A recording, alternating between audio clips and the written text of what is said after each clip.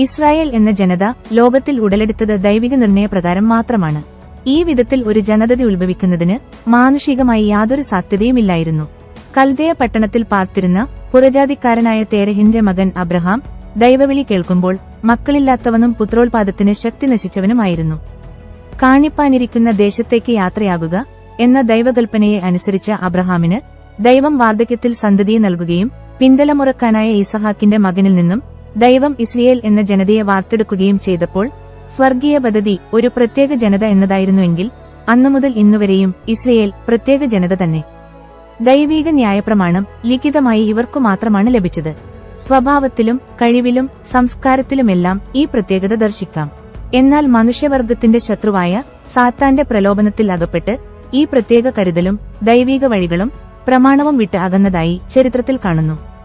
അപ്പോഴൊക്കെയും ദൈവം അവരെ കഠിനമായി ശിക്ഷിക്കുകയും ചെയ്തു. പ്രവാസം, യുദ്ധം, മഹാരോഗങ്ങൾ, കൂട്ടുമരണം, ലോകത്തിൽ ചിതറൽ, പട്ടിണി എന്നിങ്ങനെയുള്ള കൊടും വിപത്തുകൾ അവരുടെ മേൽ ശിക്ഷകളായി വന്നിരുന്നു.